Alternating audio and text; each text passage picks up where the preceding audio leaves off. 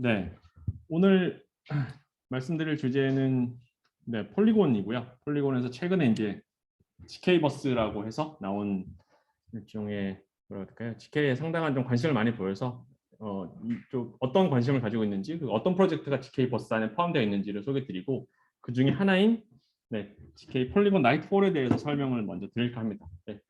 저는 제로널리지 서울의 운영자로 있는 박지훈이라고 하고요.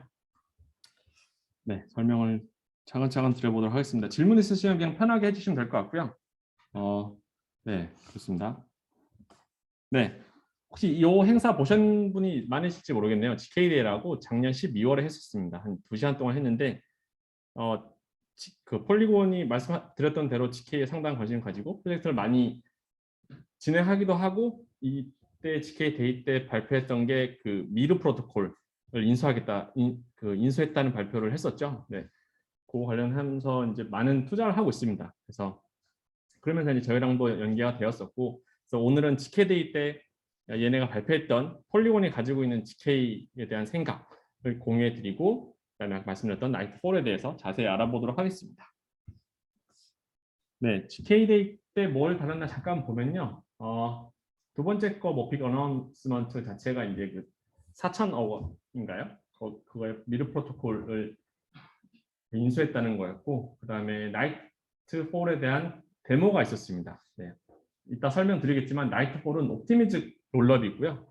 그 위에 이제 프라이버시를 위해서 GK를 썼다 해서 GK 옵티미스틱 롤러 프로젝트로 보시면 될 것 같습니다.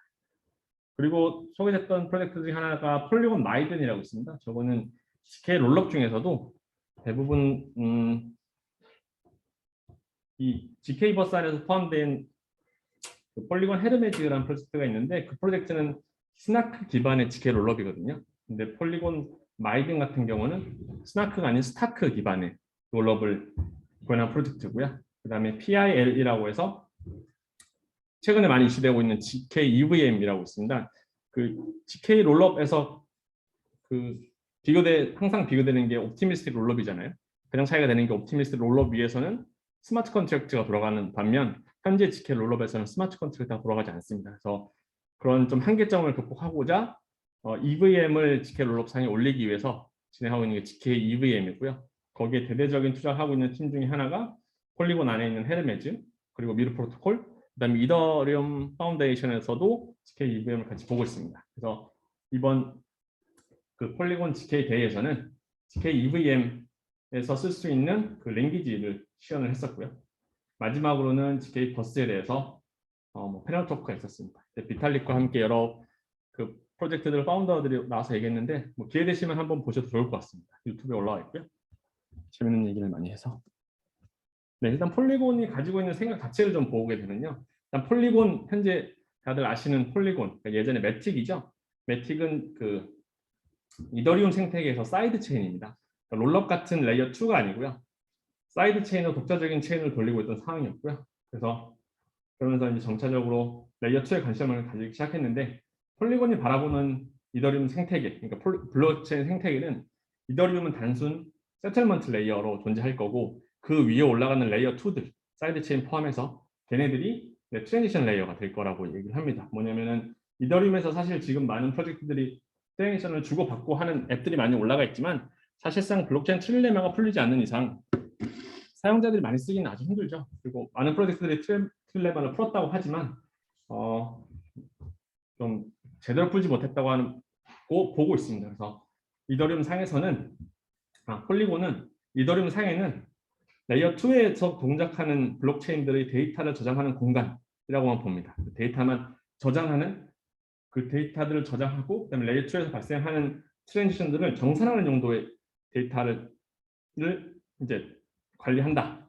거기에 대해서 합의를 이룬다는 관점으로만 보고 있습니다. 즉 블록체인을 위한 블록체인이 이더리움이 될 거라고 생각하고요. 왜냐하면 이더리움에서 가질 수 있는 게 시큐리티 측면에서 다른 프로젝트들이 가질 수 없는 그런 강점이 있으니, 이더리움은 이제 시큐리티 용도로 쓰고, 그 시큐리티를 기반으로 레이어 2가 동작하게 되면 레이어 2에서 동작하는 애들은 그 시큐리티를 기반으로 원래 원했던 스케일러빌리티라든지 여러 가지 기능을 가질 수 있으니까 그런 식으로 바라보고 있습니다. 그래서 보셨던 프로젝트들이 많이 있을 것 같은데요. 옵티미즘이나 아비트륨 같은 경우는 옵티미스트 롤업이고요. 지금 보라색으로 되어 있는 폴리곤 제로에서 시작해서 POS, 오베일, 다 뒤에 설명드리겠습니다. 여러 가지 블록체인 프로젝트들을 레이어 2에서 구축하겠다. 이더리움 상에서 라는 이제 관점을 가지고 블록체인 업계를 접근하고 있습니다. 네, 그래서 폴리곤 하면 사실 이더리움 스케일링을 풀겠다고 처음 나온 프로젝트였고요. 그래서 많은 프로젝트들이 사실 진행이 됐고 인수도 했고 진행하고 있습니다. 그래서 처음 나왔던 게 요거 폴리곤 POS라고 해서 지금 돌아오고 있는 냈었고요. 사이드 체인이고 그건 어찌 보면은 좀 스탠드얼론 체인에 가까운 그런 기능을 가지고 있고 SDK도 최근에 나와서 폴리곤 같은 프로젝트를 개발하고 싶으면 누구든지 가져다 쓰면은 자체 블록체인을 만들 수 있는 그런 것들 지원하고 있고요. 저쪽으로 가게 되면은 레이어 2 쪽이고요. 레이어 2는 절대적으로 이더리움의 시큐리티를 상속받아 쓰는 역할을 하게 됩니다. 그래서 보셨듯이 상당히 GK 쪽에 많은 관심을 가지고 있고요. 폴리곤 헤르메드 같은 경우는 원래는 GK 롤러였는데 GK EVM까지 올라간 상태이고 여기서의 특징은 GK EVM에서 스타크로 제너럴 컴퓨테이션을 진행하고 그 생성된 스타크를 스나크로 애그리게이션해서 이더리움이 내리는 그런 식으로 해서 GK EVM을 구축하겠다는 프로젝트입니다. 라이트는 아까 설명드렸듯이 스타크 기반의 롤러이고요. 라이트 올 같은 경우는 프라이버시를 제공하는 옵티미스트 롤러. 제로는 GK EVM인데요. 아까 보셨던 페르메즈와는 다르게 리커시브 스나크를 써서 GK EVM을 구축하겠다고 하는 애들입니다. 되게 재밌는 프로젝트고 합천형을 왜 투자했는지 저도 분석을 해봤는데 나중에 한번 설명을 드릴 기회가 있을 것 같습니다. 그리고 중간에 있는 애들이 좀 재밌는 애들인데요. 제가 설명드리겠지만 항상 레이어 2 하면 따라 나오는 게 데이터 어베러빌리티 문제가 항상 따라 나옵니다. 즉 레이어 2에서 이더리움의 데이터를 저장할 때 그 레이어 2에서 발생한 스테이트 변화라든지 그런 데이터들을 축약해서 이더리움에 내리거든요. 축약함과 동시에 이 축약된 데이터를 백업할 수 있는, 증명할 수 있는 데이터들이 많이 발생하는데 그거를 이더리움상에 다 올리게 되면 사실 비용이 많이 비쌉니다. 그래서 최근에 많이 나오는 블록체인 구조들 중에서 이렇게 따로 그 데이터만 다루게 하는 샤드나 블록체인을 따로 가져가는 케이스가 되게 많이 있습니다. 그래서 이런 구조를 요즘에 모듈러 블록체인 이렇게도 부르는데요. 데이터만 관리하는 블록체인들이 벨리디움 같은 경우는 스타크웨어에서 하는 그런 프로젝트, 그리고 셀레스티아가 이제 좀 재밌고, 그다음에 폴리곤 자체에서도 데이터 어베러빌리티를 위한 그런 네트워크를 구축하고 있는 게 폴리곤 어베일입니다. 네, 그렇게 많은 프로젝트들이 진행되고 있습니다. 얘네가 소개한 자료긴 한데 2017년도에 매직이라는 걸 시작을 했고요. 바이낸스에서 IEO를 진행해서 돈을 많이 이제 모았죠. 그다음에 아까 말씀드렸던 폴리곤 POS가 메인넷이 2020년도에 나왔고 그때서부터 이제 많은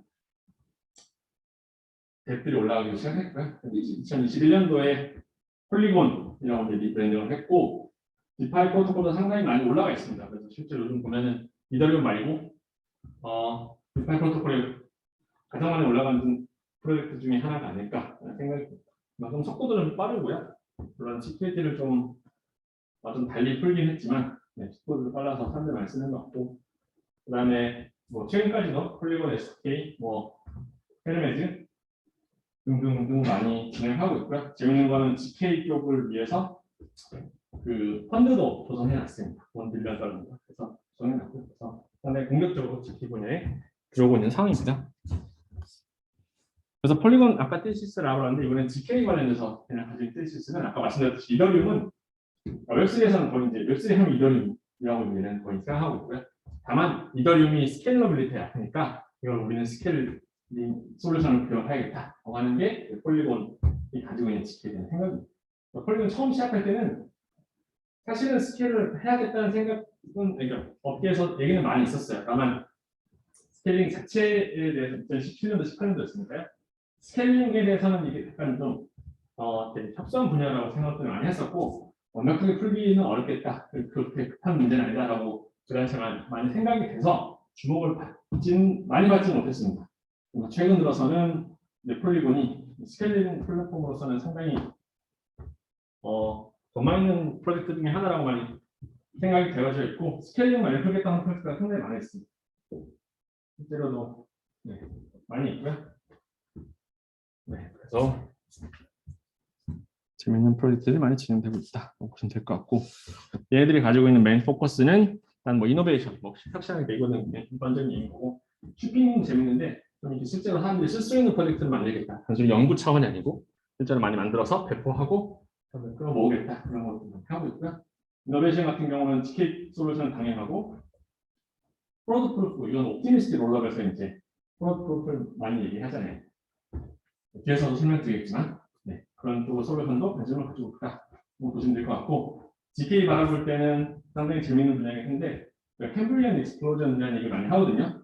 캠브리안 대폭할 때 많은 그 생물체가 태어난 것처럼 최근에도 GK 관련돼서 프로젝트들이 많이 발생하고 프로토콜 자체도 상당히 발전이 너무 빨라서 저희도 사실 다 따라가지 못하고 있습니다.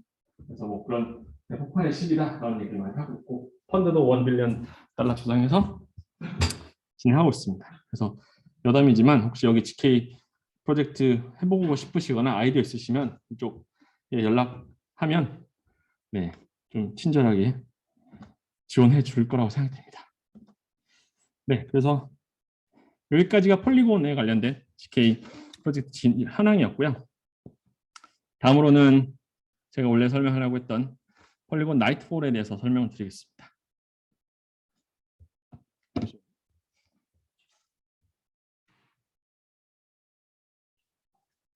혹시 폴리곤에 대해서 더 궁금하신 점 있으신가요? 네, 일단은 그러면 나이트폴에 대해서 설명드리겠고요. 나이트폴은 아까도 말씀드렸듯이 레이어 2에서 스케일링 솔루션 중에 하나로 현재 여겨지고 있습니다. 그리고 특이하게도 레이어 2에서 프라이버시를 풀겠다 하고 하는 애들이고요. 그래서 최근에 이제 이게 저희가 그 GK 버스 프로젝트들 중에 첫 번째로 잡은 이유가 나이트폴이 3월 중순 3월 말에 실제로 메인넷이 런치가 되거든요. 그때 이제 그 위에 올라갈 뎁들을 구하고 해당 그랜트를 주겠다라고 이제 많이 얘기를 해서 프라이버시 관련된 뭔가 프로젝트가 있으면 소개시켜달라고 그쪽에 연락이 왔었거든요. 그래서 관심 있으시면 지원해 보셔도 되고 여튼 L2 상에 있어서 프라이버시도 같이 풀겠다라고 항상 얘기를 합니다. 네, 그 혹시 EY에 대해서 들어보셨을지 모르겠지만 이게 사실은 여기 안 나오네요. 나이트폴이라고 하는 게 폴리곤에서 바로 시작한 건 아니고요. EY에서 한 2년 전, 3년 전부터 계속 하던 프로젝트입니다. 프라이버시를 항상 중요시 여겼던 프로젝트고요. 레이어 2에서는 레이어 2까지는 안 갔지만 보통 메인넷 자체 프라이빗 블록체인에 되게 관심이 있던 애들이었습니다. 왜냐하면 얘네가 기업용 블록체인을 만들던 애들이거든요. EY가. 그래서 항상 하는 얘기가 얘네는 블록체인이 메인스트림으로 들어오지 못하는 이유는 프라이버시다. 그러니까 누가 어떤 기업이 자신의 데이터가 다 공개되고 로직이 다 공개되는데 블록체인을 쓰겠느냐라는 관점으로 해서 프라이버시를 중요시 여기고 거기에 대한 프로젝트만 계속 진행했던 애들입니다. 프라이빗 블록체인으로. 최근에 얘기를 들어보니까 프라이빗 블록체인이 사실 많이 죽었잖아요. 그리고 퍼블릭 블록체인으로 해야만 한다라고 이제 깨달았고 그 중에서 찾다 보니 자신이 원했던 속도나 아니면은 프라이버시를 바라보는 관점 등을 봤을 때 폴리곤이 제일 적합하다라고 해서 같이 협업을 했다고 하더라고요. 그래서 원래 기존에 했던 나이트폴의 대부분의 프로토콜을 그대로 가지고 오고 레이어 2의 성격을 받아서 스케일링을 지원하기 위해서 옵티미스틱 롤러블 채택한 프로젝트라고 보시면 됩니다. 네, 그래서 이 어젠다로 말씀을 드릴 예정이고요. 일단 나이트폴 같은 경우는 ERC20나 ERC71, 115 토큰을 이제 보통 트랜스퍼 할 때 프라이버시를 제공하는 역할을 하는 플랫폼이었습니다. 특히 어떤 그 토큰 전송할 때 그 가치라든지 아이디 같은 경우는 거의 감춰져 있고요. 누가 받을지는 이제 어노니머스하게 처리하는 그런 프로토콜이라고 보시면 될 것 같습니다. 네, 그래서 간단하게 한번 원래 얘네 프로토콜을 살펴보시면 총 3가지 단계가 있습니다. 토큰 트랜스퍼하면 디퍼짓 해야 되고요. 그다음에 트랜스퍼 해야 되고 위드로우 해야 됩니다. 그래서 디퍼짓 할 때는 이 사용자들이 실드 컨트랙트, 실제 스마트 컨트랙트라고 하는 것에 토큰을 보내게 되면 이게 일종의 에스크로 서비스 같은 역할을 합니다. 왜냐하면 얘네가 이 그 실드 컨트랙트한테 토큰을 위임하게 되고요. 그럼 여기 안에서는 여기 보시는 것처럼 알 수 없는 커미트먼트 값으로 토큰 커미트먼트를 생성하게 돼서 프라이버시를 제공하게 됩니다. 그래서 보실 거는 대부분 다른 프로젝트들도 마찬가지인데요. 프라이버시 프로젝트는 다 프라이버시가 지켜질 것 같지만 이 단계에서는 프라이버시가 없습니다. 즉 누가 얼마를 컨트랙트에 보냈다는 거는 컨트랙트에 보냈고 이게 어떤 토큰 커미트먼트로 생성됐다. 여기에 대해서는 프라이버시가 제공되지 않고요. 이 이후부터 그러니까 디파짓된 토큰이 트랜스퍼 될 때는 프라이버시가 지켜지죠. 그런 케이스라고 보시면 될 것 같습니다. 첫 번째 단계는 쉴드 컨트랙트라는 스마트 컨트랙트로 보내서 토큰 커미트먼트라는 그거를 생성한다. 그렇게 보시면 될 것 같고요. 트랜스퍼 할 때는 이제 얘네들이 다 감춰지게 되는 거죠. 누가 보냈을 때 누가 받을지도 모르고 얼마를 받을지도 모르고 하는 것들을 다 제공하고 있습니다. 그래서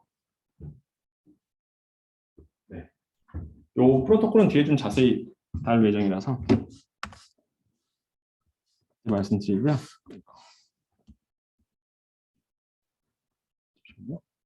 네, 위드로우 할 때도 마찬가지로 자기가 가지고 있는 토큰 커미트먼트를 쉴드 컨트랙트에 보내면 쉴드 컨트랙트에서 그걸 풀어서 얘가 원래 가지고 있던 여기 디퍼짓 위임 받았던 토큰들을 이제 사용자들한테 다시 되돌려주는 그런 역할을 하게 됩니다. 아까 아제로스에서 뭐 커미트먼트라든지 그런 얘기를 많이 나와서 좀 덜 어렵게 들리실 것 같은데요.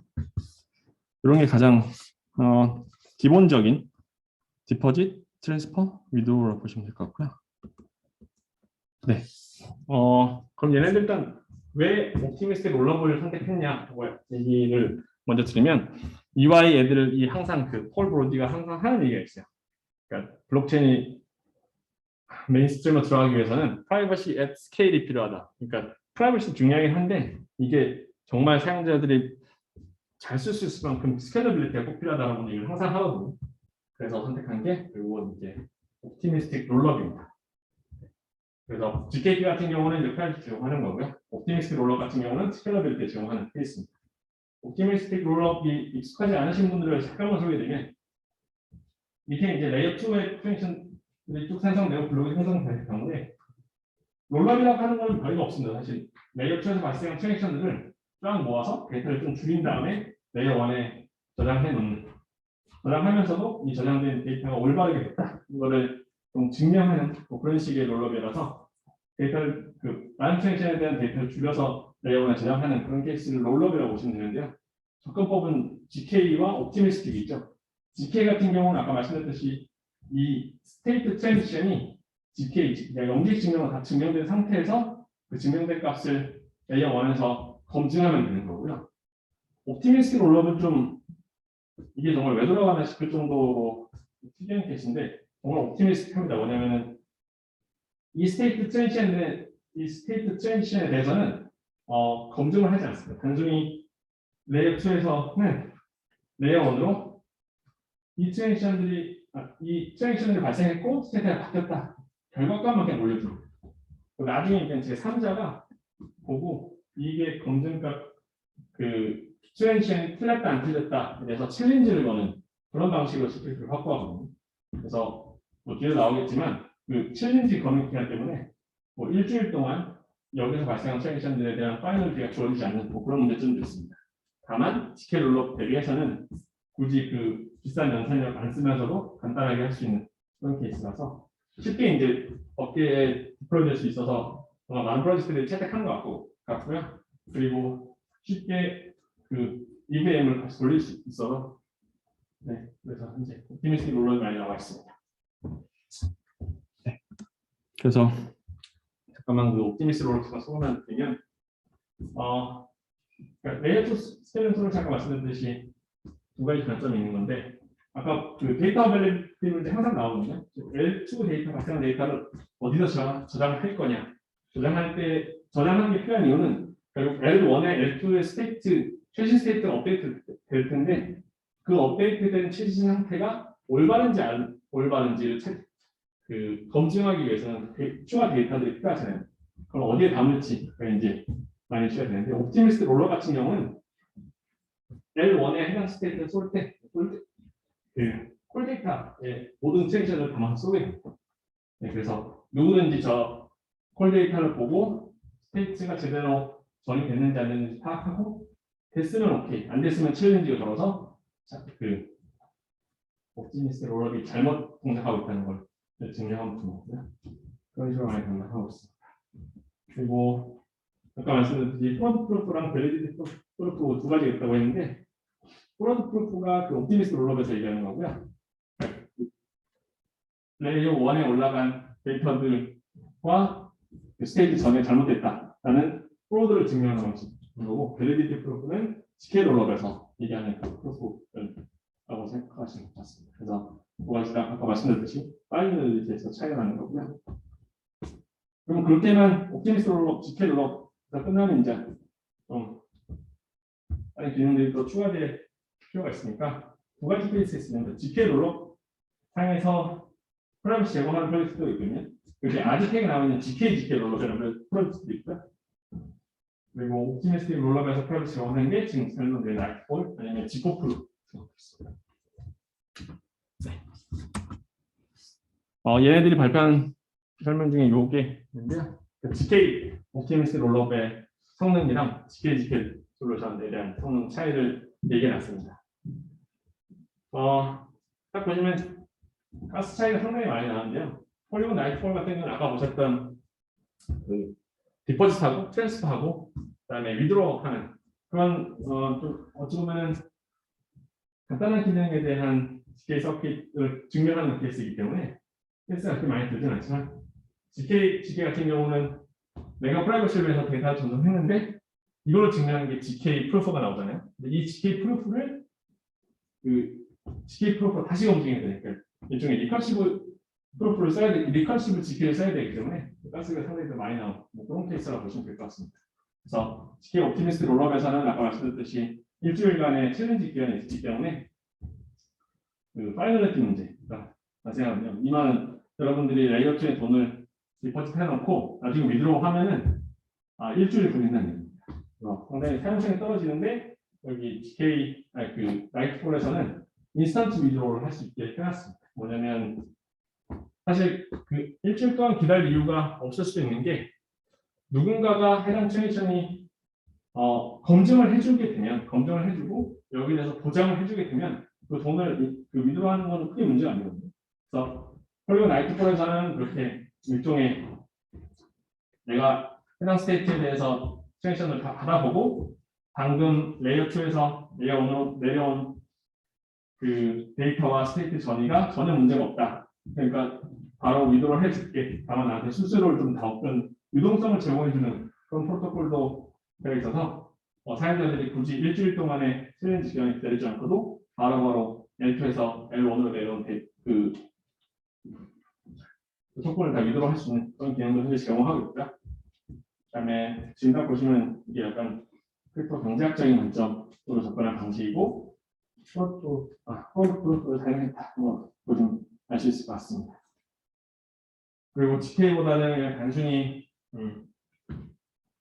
그 레이어 2에서 발생한 트랜잭션이랑 스테이트를 올리는 그리고 검사하는 게 상당히 간단하기 때문에 컴퓨터는 자체가 좀 많이 들지 않고 GK 롤러 같은 경우는 다음번에도 한번 설명드릴 기회가 있을 것 같은데 GK 자체에서 그 밸리디티를 다 증명해주기 때문에 아까 말씀드렸던 챌린지 기간이 전혀 필요 없습니다. 그래서 바로바로 파이널리티가 주어지고요. 밸리디티 프로토콜 기반으로 모든 게 증명되고 다만 이제 저런 프로프를 만들고 검증하는 데 있어서 컴퓨테이션이 많이 든다는 거 그런 게 좀 이슈가 될 것 같습니다. 조금 디테일로 설명을 드리겠는데요. 이게 현재 라이트폴을 이루고 있는 구성 요소라고 보시면 될 것 같은데 첫 번째는 프로포저가 있고요. 이더리움 체인이 있고 챌린지 아까 말씀드렸던 하는 애들이 있고 마지막으로 저희 같은 트랜잭션 날리는 애들이 있습니다. 그래서 그 데이터 프로를 잠깐 보시면 챌린지 날리는 애들이 트랜잭션 날리게 되면 프로포저가 그 트랜잭션들을 모아서 하나의 블록을 만들게 됩니다. 모은다는 게 롤업이 되겠죠. 그 다음에 모으게 되고 L2 스테이트 이렇게 블록을 다 만들게 됩니다. 그런 후에 매 블록마다 이더리움에 올리는 건 아니고요. 이렇게 모아서 요거는 이제 시스템을 셋업하기 나름인데 뭐 블록 3개당 한 번씩 올린다든지 주기를 정해서 이렇게 모은 후에 스테이터를 올리고 스테이터를 올릴 때 여기서 이 블록들에서 발생한 트랜지션들과 그냥 스테이트 블록 스테이트들만 올리게 됩니다. 근데 여기서 이더리움에서 이더리움 레이어 1 스마트 컨트랙트에서 이게 제대로 되어 있는지는 검증을 안 하고요. 이건 아까 말씀드렸듯이 3자 챌린지 걸 때 검증하게 됩니다. 그거 하는 애들이 챌린저라는 애들이거든요. 레이어 2를 보고 있다가 레이어 1을 같이 보고 있다가 레이어 2에서 있는 블록들이 들어오면 얘네가 잘 됐는지 안 됐는지 검증을 하고 잘 되면 오케이지만 안 됐으면은 얘네가 레이어 2 블록 프로포저가 잘못 동작하고 있다. 챌린지를 걸고 챌린지가 제대로 성공하면은 블록 프로포저가 디파치를 났던 그거를 얘네가 리워드로 가져가게 돼요. 그런 약간 병작적인 구조로 동작하고 있게 되는 거고요. 이더리움 체인 같은 경우는 아까 말씀드렸듯이 데이터 어베이빌리티, 즉 외부에서 발생한 데이터들을 모두 가지고 있는 그런 기능을 하게 되는 거고 컨텍스트와 시큐리티를 레이어 2에 제공해주는 그런 역할을 합니다. 네, 마이크로 컨트랙트는 아까 말씀드렸던 그런 것도 다 매니지하는 컨트랙트라서 그래서 잠시만요. 네, 조금만 더 들어가면 그래서 이제 트랜지션을 발생시킬 수 있는 케이스가 두 가지가 있거든요. 왜 두 가지가 있냐면 레이어 2가 사실은 레이어 2에 아까 보셨던 블록 프로포저가 제대로 동작하면 상관없어요. 근데 일종의 약간 센트럴라이제이션 되어 있는 느낌이 있습니다. 즉 레이어 2 블록 프로포저가 맘만 먹으면 특정 사용자들의 트랜지션을 센서링 할 수 있거든요. 필터링 하다든지 그런 케이스가 있기 때문에 항상 걔네들이 센서링을 하지 못하도록 하는 센서링을 하도 트랜지션을 발생시킬 수 있는 그런 루트가 필요하게 됩니다. 그래서 보시면은 일단은 아까 사용자들이 트랜지션들이 프로포즈한테 트랜지션을 날리면은 얘네가 네트 블록을 만들고 이더리움 블록을 넣고 이건 되게 자연스러운 현상인데 만약에라도 블록 프로포저가 어떤 이슈 때문에 서비스를 못한다라든지 아니면 센서링 하고 있다고 했을 경우에는 사용자들이 이더리움으로 바로 블록 트랜지션을 날리게 됩니다. 그러면 이더리움은 그걸 보고 블록 프로포저한테 레이어 2에서 발생한 트랜지션들이 발생했으니까 너 이거 먼저 처리해라고 던져주게 되는 거고요. 그러면은 프로토콜 규칙상 블록 프로포저는 이더리움에서 온 애를 먼저 처리하게 되어 있습니다. 그래서 그 다음 레이어 2 블록을 만들 때 레이어 1에서 발생한 트랜지션들을 레이어 2 블록에 먼저 담고 그 다음에 레이어 2에서 실제로 발생한 트랜지션을 담아서 최종적으로 이더리움 블록에 담는 이 구조가 되거든요. 이래서 레이어 2에서 발생할 수 있는 센서링을 막도록 프로토콜 규칙이 적용되어 있고요. 여기 보이실지 모르겠는데 그러면 아까 보셨던 그런 프라이버시를 제공하는 트랜지션들이 어떻게 만들어지는지 잠깐 보시면요. 잠시만요. 네, 크게 어렵지는 않기 때문에 차근차근 따라가 보겠습니다. 네, 요거는 이제 NFT 관련해서 실제로 민트, 그러니까 디퍼짓 했을 때 발생하는 케이스가 그다음에 트랜스퍼 그 두 가지 케이스만 좀 볼 건데요. 앨리스가 이제 실제로 NFT를 레이어 2에 이제 디퍼짓하는 케이스를 보면은 일단은 먼저 1번 단계에서 자신만 알 수 있는 랜덤 솔트 값을 생성하고 여기서 알파 값이라고 하는 NFT 토큰 그냥 뭐 아이디라고 보시면 될 것 같아요. 그걸 기반으로 해서 토큰 아이디랑 그다음에 자신의 퍼블리티 그다음에 아까 방금 생성했던 랜덤 값 솔트 값을 해시해서 커미트먼트 만들게 됩니다. 그렇게 되면은 퍼블릭 인풋으로는 아까 토큰 아이디랑 토큰 커미트먼트 값이 되고 프라이빗 인풋으로는 퍼블릭 키 자신의 퍼블릭 키 값과 그다음에 솔트 값 이걸 가지고 GPA 서킷에서는 요거를 증명하게 됩니다. 왜냐면 내가 생성했던 토큰 커미트먼트 값이 토큰 토큰 아이디와 퍼블릭 키 그다음에 솔트 값으로 제대로 이루어졌다. 이것만 증명하게 되면 사실 디포짓이 실행되는 거거든요. 그게 어렵지 않은 케이스고 아까 보셨던 거는 이 프로폴을 가지고 쉴드 컨트랙트 뭐냐면 쉴드 컨트랙트에서는 이 여기서 생성된 프로프가 맞는지 아까 퍼블릭 값이랑 프라이빗 값 다 포함해서 퍼블릭 값만 포함해서 증명하게 되고요. 증명하게 되면은 이제 그 쉴드 컨트랙트로 전달된 토큰 아이디는 쉴드 컨트랙트로 위임이 되고 이제 그 프라이버시가 제공되는 토큰 커뮤니티가 생성되겠습니다. 이전 아디노스 발표에서 얘기했듯이 여기서는 뭐 토큰 커뮤니티는 이런 다 먹을지로 관리하게 되어 있고요. 네, 그렇게 되고 트랜스퍼는 조금 까다롭긴 하지만 한번 알아가는 그러니까 이게 그냥 생각하기에는 그냥 되게 간단할 것 같은데 이게 이런 구조로 이루어진다고 생각하시면 더 간단하게 느끼실 것 같아서 가져왔습니다.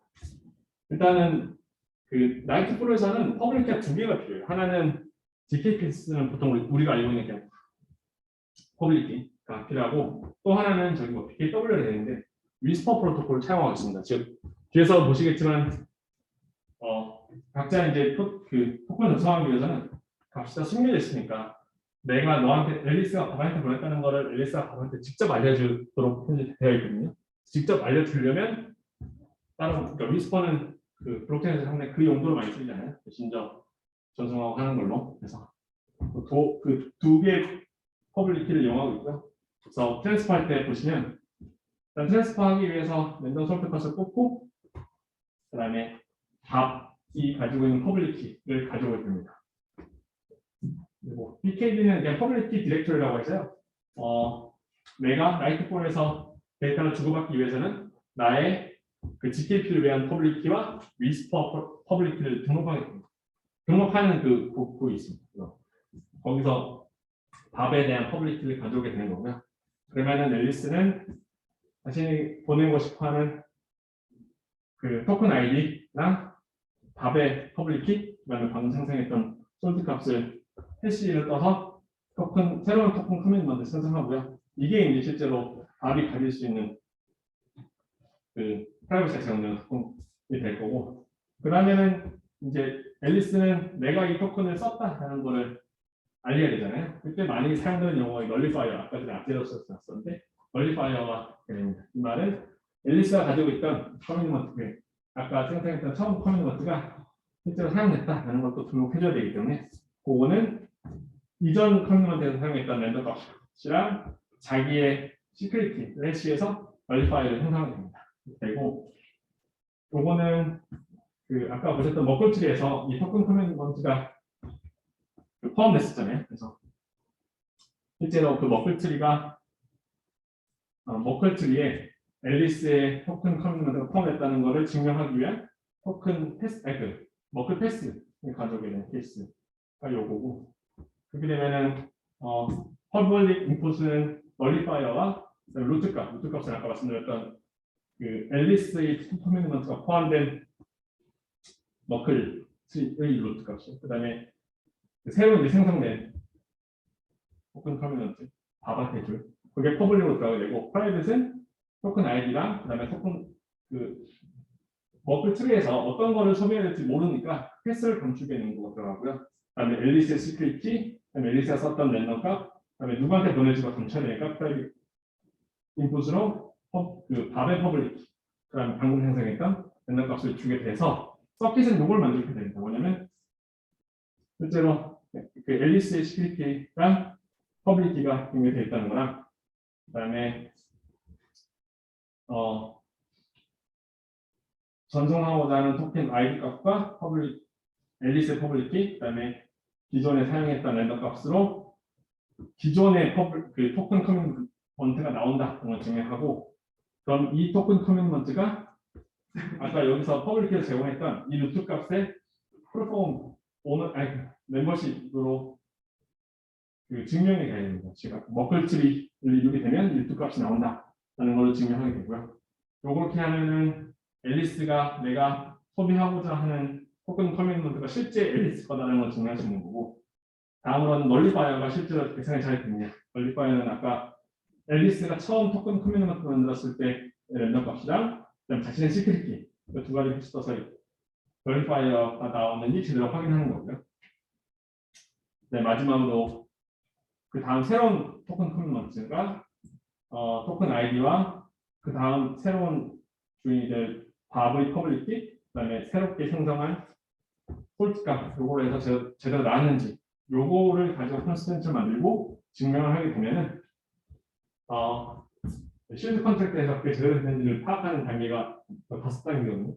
그 중에서는 아까 보셨던 여기서 사용했던 앨리스의 토큰 커미넌트가 기존 머클틀에 포함되어 있는지 안 되어 있는지를 파악하기 위해서 아까 루트 값을 쓰인다고 했었는데 루트 값을 다 모아 그 실드 컨트랙터로서는 다 모아놓거든요.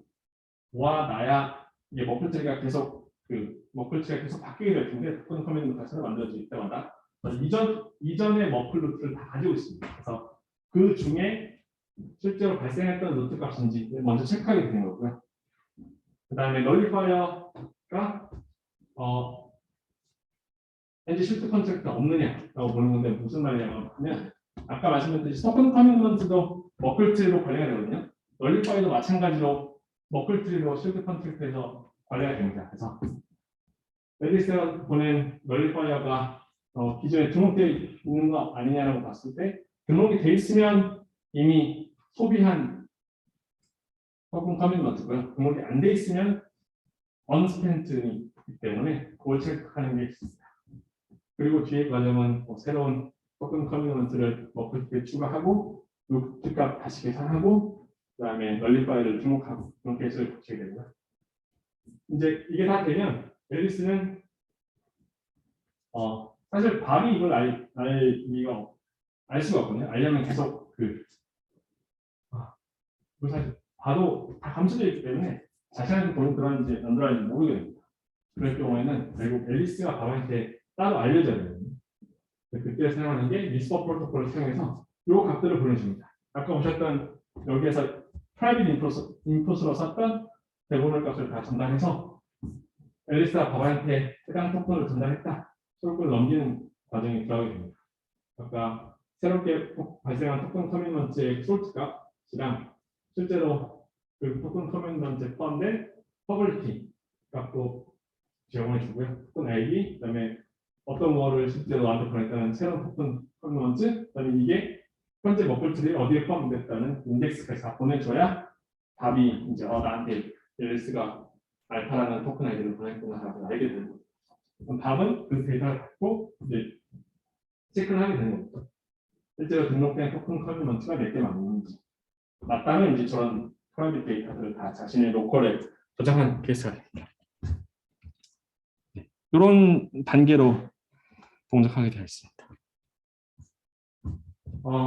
네, 저건 세부 로직이었고요. 요거는 실제로 이제 블록 프로포저에 대한 얘기인데, 현재 그 레이어 2에서는 대부분이 싱글 오퍼레이터로 작동합니다. 왜냐하면 뭐 스케일러빌리티 이슈도 있고 속도를 높이려면 사실은 많은 L2 오퍼레이터가 필요 없거든요. 근데 여기서는 만약이라도 여기 보시면 A, B, C, D가 등록이 되어 있는데 A가 멈춘다든지 하면은 레이어 2 서비스가 멈추게 되니까 라이트폴에서는 블록 프로포저가 여러 명 될 수 있게. 하지만 얘네들이 전부 다 라운드 로빈을 돌아가면서 그 일정 시간 동안 블록을 처리할 수 있도록 해놨습니다. 새로운 블록 프로포저가 되기 위해서는 이더리움 상에 있는 블록 프로포저 컨트랙트에 내가 일단 얼마를 인풋에 넣을 테니까 블록 프로포저 좀 시켜달라고 얘기하게 되면 이제 등록이 되게 되는 거고요. 등록이 되고 나서 바로 이제 뭐 할 수 있는 게 아니고 순서를 기다려야 됩니다. 그동안은 레이어에서 발생한 모든 체인션들이랑 새로 업데이트되는 레이어2 스테이트를 다 공개시켜야 되는 거고요. 자신의 차례가 되면은 일정 시간 동안 이제 블록을 실제로 만들어낼 수 있게 되는 겁니다. 즉, 레이어2 체인션들이 모아져 있는 램프에서 체인션들을 뽑아서 블록을 만들고 블록을 내는 이런 케이스로 동작하게 되어 있고요. 아까 그 옵티미스틱에서 좀 중요하게 다루고 있는 부분이 챌린지 부분이거든요. 그래서 여기서는 챌린지가 실제로 걸렸을 때 물론 뭐 페널티 내리고 하는 것도 좋은데 그러면은 그 챌린지 걸린 시츄에이션들부터는 다 이제 실제로 롤백이 일어나야 되잖아요. 그런 문제를 어떻게 처리했는지에 대한 내용입니다. 특이하 복잡한 건 전혀 없고요. 그냥 아까 말씀드렸듯이 일주일 기간 이후로는 다 이제 컨펌된 거, 파이널리티가 주어졌다고 보면 되는 거고, 블록이 생성된 지 일주일 이내에 있는 것들은 언제든지 챌린지를 걸 수 있게 되어 있습니다. 그래서 보시면은 56번부터 이제 쭉 생성이 되고 100번째 누군가가 챌린지가 잘못된 걸 발견했어요. 네. 바로 발견할 수도 있고 기다렸다 발견할 수도 있다. 그때 이제 100번째 블록이 잘못됐다 그런 걸 챌린지 걸어서 실제로 그 챌린지를 담당하는 컨트랙트가 잘못됐다는 것을 인정하게 되면 100번째부터는 이제 101번부터 새롭게 생성된 모든 건 다 이제 그 롤백 되게 되는 거고요. 여기서부터 다시 시작해요. 그런 프로토콜도 현재 적용이 되어 있습니다.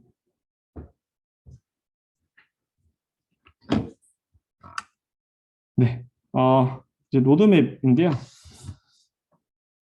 일단 현재는 테스트넷에 올라가 있고요. 프로토콜을 테스팅하는 단계에 있습니다. 그리고 시큐리티 오디팅도 진행 중에 있고요. 아마 3월 말쯤에는 메인넷이 오픈되긴 할 건데요. 각자 소수량만 보낼 수 있도록 약간 좀 제한을 걸어놨습니다. 이유는 뭐 테스트 정도일 수도 있겠지만, 그래서 제한된 텐션을 보낼 수 있도록 하는 메인넷을 불러낼 예정이고, 그러면서 바운티 프로그램도 진행할 예정이고요. 여기 어느 정도 안정화됐다라고 하면은 그 제약을 풀어서 제대로 된 메인넷을 돌리겠다라고 얘기를 하고 있습니다. 그래서 실제로 오늘은 다 라이브 데모를 못 보여드리지만 지금 GitHub 가시면 편하게 다 돌려볼 수 있도록 다 구성이 되어 있습니다. 다 도커로 해서 등록을 쉽게 다 할 수 있게 되어 있고요. 보시면은 블록 프로포저도 뜨고 그다음에 리퀴디티 프로바이더도 뜹니다. 아까 말씀드렸듯이 일주일 챌린지 기다리지 않고 사용자들이 빨리빨리 돈을 회수할 수 있도록 하기 위해서 유동성 제공자들을 부른다고 했잖아요. 네, 그래서 그 유동성 제공자들에 대한 노드도 나오는 거고 챌린저 노드도 현재 동작하게 되어 있습니다. 얘네는 아까 말씀드렸듯이 레이어 2에서 트랜잭션들을 다 살펴보고 잘못된 블록이 올라가지 않는지 체크하게 되는 거고요. 다른 것들은 다 로고 찍는 거지만 보시면 이런 것처럼 데모를 한번 해보실 수 있거든요.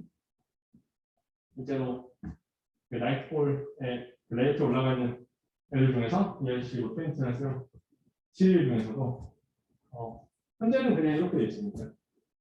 아까 말씀드렸듯이 레이어 2에서 언제 레이어 1으로 레이어 2에서 발생한 트랜지션들과 스펙트를 모아서 내릴지는 다 설정하게 나뉘려고 했거든요.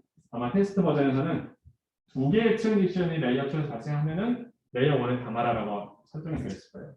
그래서 실제로 쏘게 되면은 레이어 1에서 하나의 트랜지션을 쏘게 되면 여기 펜딩에 걸리게 되는 거고요.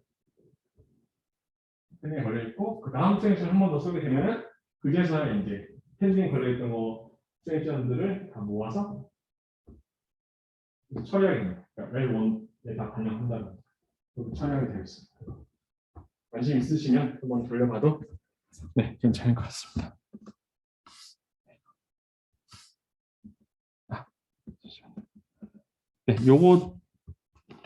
요거는 이제 그 화이트 페이퍼에서 가져온 내용이긴 한데 이게 마지막 장입니다.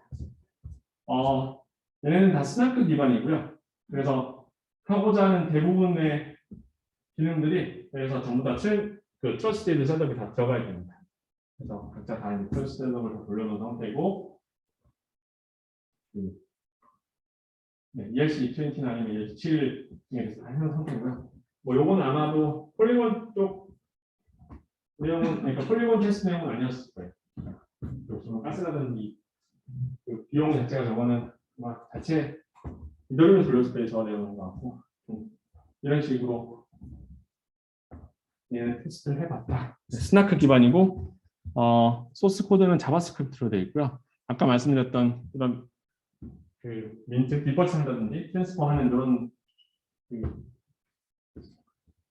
GKP를 위한 서킷은 그 조크레티스를 이용해서 다 해놨더라고요. 그래서 크게 어렵지는 않은 분석할 수 있는 내용이었습니다. 네, 이것들은 한번 설명 다 됐던 것 같고요. 네, 폴리곤 나이트폴에 대해서 내용은 여기까지인 것 같고요. 혹시 질문 있으시면 해주시면 될 것 같습니다. 네.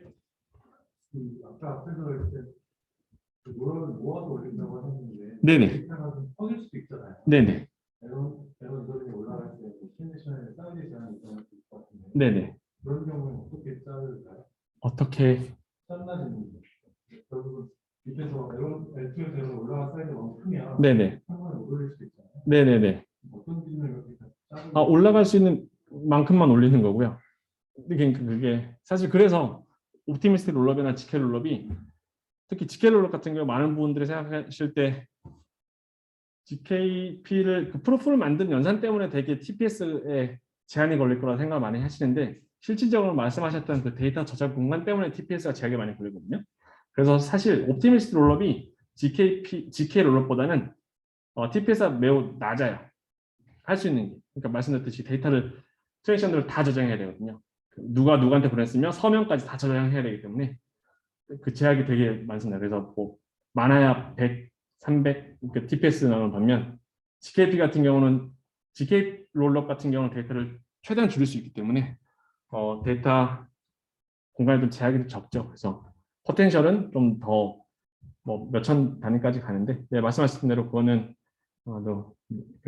이더리움에서 받을 수 있는 데이터 사이즈 양에 대해서 콜 데이터 받을 수 있는 거기에 제약이 걸려 있습니다. 네, 또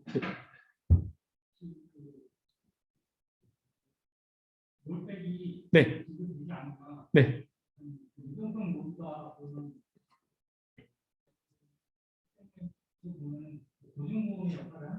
예, 맞습니다. 네. 그래서 리스크를 지는 거고요. 그 리퀴디티 프로바이더가 현재 스테이트를 검증을 스스로 하고 이 스테이트가 제대로 됐으면 그냥 자신들이 믿는 거고 그래서 일정의 사용자들한테 그 위험 부담에 대한 수수료를 받고 그 돈을 제공해 주는 그런 역할을 하게 됩니다. 네, 보증보험이랑 딱 맞는 말씀이시고요.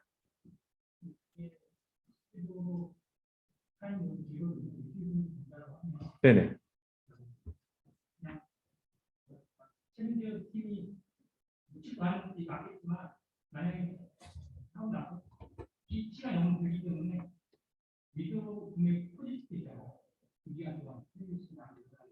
네네.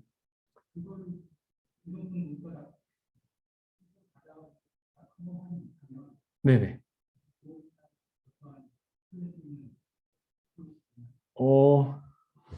플랜 B는 제가 잘 모르겠고요.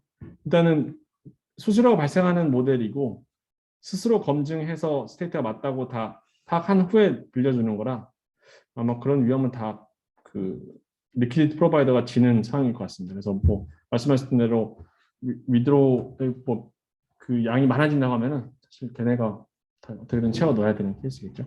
그래서 일주일 동안 기다리는 거는 리퀴디티 프로바이더가 일주일 동안 기다리는 거고 사용자는 바로바로 그냥 돈을 일정 수수료만 빼고 다시 받을 수 있는 그런 케이스라고 보시면 될 것 같습니다.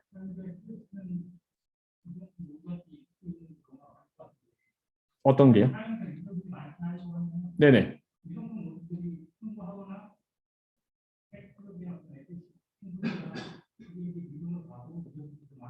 네네네. 네네, 맞습니다. 네.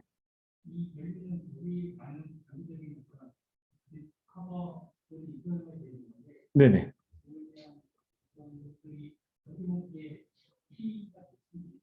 네네.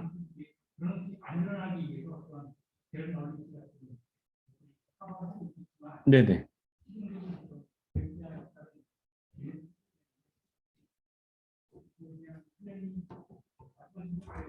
네네. 네네.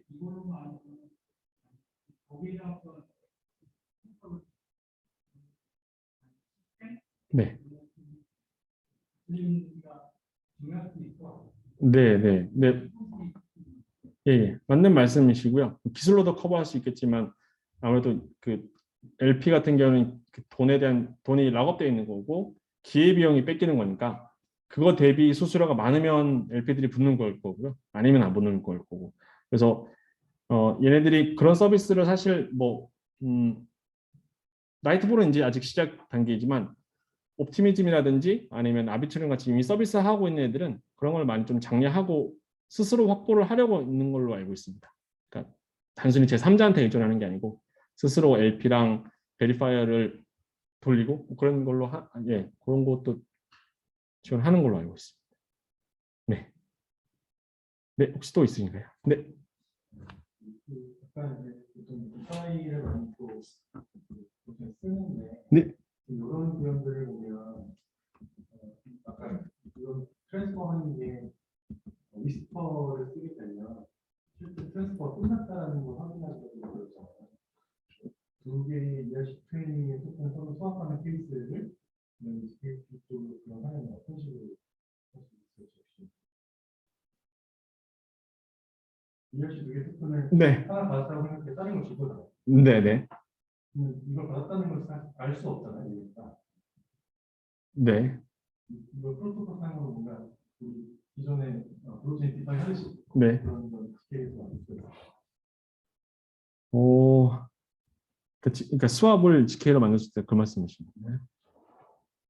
일단 GK 서킷 안에 해당 수압을 다 그러니까 개인적으로 일단 담을 수 있을 것 같은데, 왜냐면은 그 수압 기능만을 하는 애들이 일단 많이 나와 있고요. GK 수압이라든지 아니면 GK 싱크도 대부분 수압 기능을 지원하거든요. 담을 수 있을 것 같긴 한데 자세한 내용은 따로 설명드리겠습니다.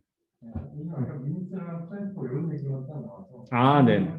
부족할 것 같아서 이게 뭐 빌딩 블록처럼 쌓아나가는 거지. 네네. 그냥 별도로 그냥 얘는 따르고 그냥 수업을 완전 따르게 해야 되는 거죠. 수업을 따로 완전히 구현해야 되는 거고요. 그걸 그 서킷화 시키고 거기에 대해서 또 트러스트에서 하고 그걸 또 지원해주는 그런 것들은 이제 라이트 폴이 같이 하겠다라는 게 얘네들 이제 보통 이렇게 뎁을 이제 유치하는 이유인 거고, 그래서 다 아까 말씀드렸던 뭐 민트하고 트랜스퍼 어떻게 조합해서 이렇게 하지는 전혀 못하고요. 네, 따로 아마 수업에 대한 기능은 서킷화 시켜야 되는 걸로 알고 있습니다. 여기서 코리콘 진영까지는 불가능할 거라고 생각이 되고요. 아디다스랑 것은 사이버 시스템과 인터랙션이 아닌 잠겨서 하는 어플들에 대해서 네, 또 혹시 질문 있으신가요? 네. 지금 제공되는 트랜스퍼나 NFT 보면 전부 다 프라이버시를 위해서 공식 증명을 쓰는데 L2 자체에 대한 TPS는 혹시 알려질게요.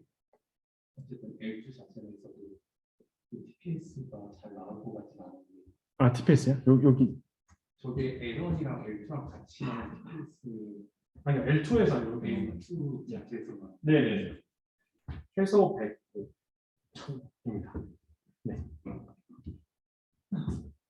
말씀드렸듯이 105일 수밖에 없는 이유는 아까 데이터 공간 때문이죠.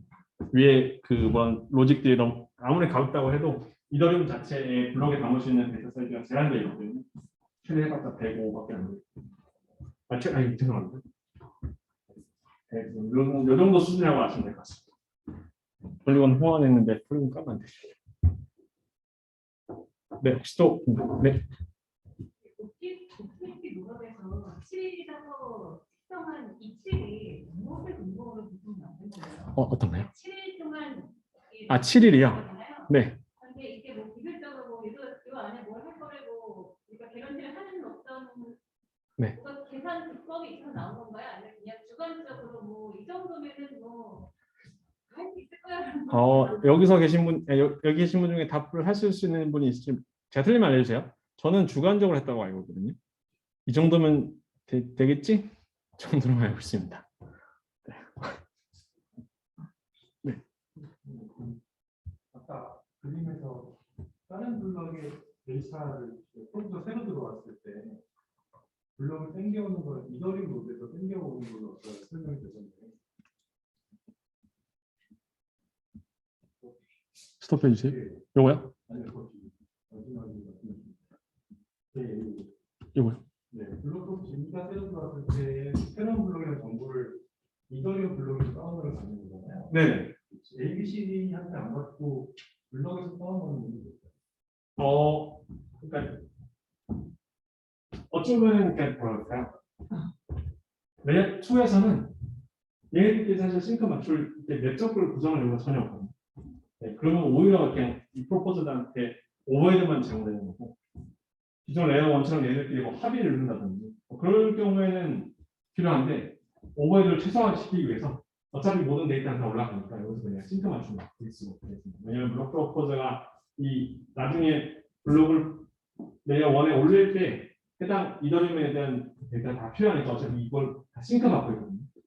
그다음에 레이어 2의 그러니까 이 프로포저에 대한 오버헤드를 줄이기 위해서 저런 식으로 해놨습니다. 결국 프로포저들이 동일한 노드를 바라보고 있지 않으면 네. 싱크가 서로 다를 수 있잖아요. 네네네, 그럴 수 있습니다. 이거는 이는 다 봤다고 생각했는데 네. 사실 몇 개가 더 있었으면 잘못 처리할 수 있잖아요. 네네네. 그래서 그러니까 뭐 매 블록마다 바뀌는 게 아니라 그냥 어느 정도 텀이 좀 있어요. 일정 기간. 그러니까 한 뭐 얘네가 뭐 예를 들어서 뭐 1시간 뭐 그런 일정 좀 타임 윈도우가 있기 때문에 말씀하셨던 그런 그 포크가 일어난다 하더라도 그걸 어느 정도 좀 수습할 수 있는 기간 충분하다고 생각이 들어요. 네. 포크도 방지할 수 있는 방식까지 들어있는 거. 네네네. 그게 그냥 이제 윈도우 정도 줬다는 걸로만 알고 있습니다. 네. 제가 잘 이해한 것 같아요. 이해될 수도 있는데 위스퍼를 쓰면은 이제 프라이버시 통신이 지금 가능한 것으로 보이는데, 네. 클라우드 프로토를 하려면은 정보가 맞는지 확인을 해야 되는데 그런 부분에 대해서도 확인이 가능한 게 있을까요? 여기서 얘기했던 프로드 프루프는 잠시만요.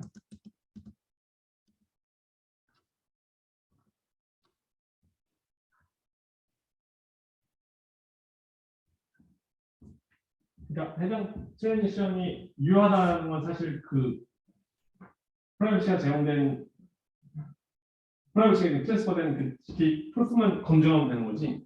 이게 실제로 누가 위스퍼로 제공된 프라이빗 인풋이 필요한 건 아니잖아요. 그러니까 퍼블릭 인풋만 있으면 되는 거죠. 그래서 말씀하신 위스퍼에 대한 그 위스퍼에서 발생하는 트랜지션들 이 프로토콜을 챌린지하기 위해서는 필요 없는 것 같고요. 네, 단순히 그 발생한 GK 프루프만 검증이 되는 거, 그런 걸로만 제공되면 프로드 프루프는 생성할 수 있을 것 같습니다. 네. 또 혹시 있으신가요? 네. 그 싱글 오퍼레이터가 아니라 여러 개의 오퍼레이터들이 블록을 제한하는 걸 알고 있고 그 해당 라운드가 있는 걸 아는데 만약에 그 라운드에 블록을 제한하는 오퍼레이터가 멈추게 되면 그 다음 라운드에 하려고 생각한 듀어하고 생성을 하는 건가요? 그게 복구될 때까지 기다리고 그거는 제가 확실히 잘 모르겠는데요. 보통은 그냥 시간이 지나서 그러니까 약속이 되는 거잖아요. 그럼 언제 여기에 들어가야 되겠다 이게 있으니까 만약에 일정 시간 후에라도 이거를 레이어 1에 L2 스테이트 업데이트가 안 되면 바로 넘어가는 걸로 알고 있습니다. 근데 그 복구될 때까지 기다리고 요거에 대한 리커버리 플랜이 있는지는 제가 잘 모르겠습니다. 네, 또 있으실까요? 네, 그러면은 네, 오늘은 여기까지만 하도록 하겠습니다. 좀 늦게 오신 분도 있고 해서 한 번만 더 홍보만 하면 저희가 지금같이 폴리곤 프로젝트를 분석한다든지 아니면 폴리곤 위에서 어떤 뭐 탭을 개발해 본다든지 아니면은 영지 증명 자체를 연구해 본다든지 아니면 스타크웨어 같은 뭐 개발 프로젝트를 해본다든지 이거 좀 많이 진행될 것 같아요. 여러 가지가 재밌는 게 그래서 저희가 좀 사람들이 좀 다 같이 좀 했으면 좋겠다라고 생각을 해서 관심 있으신 분들은 저한테 연락을 주시면 좋을 것 같습니다. 네, 풀타임도 좋고요, 파트타임도 좋고 암호학 하시는 분들이라든지 GKP 관심 있는데 뭔가 개발해보고 싶다 하시는 분들은 저희한테 연락해 주시면 할 일은 넘쳐나니까요. 재밌게 할 수 있을 것 같습니다. 네, 오늘 여기까지고요. 와주셔서 감사하고 다음번에 또 재미난 이벤트로 찾아뵙도록 하겠습니다. 네, 다시 한번 와주셔서 감사합니다.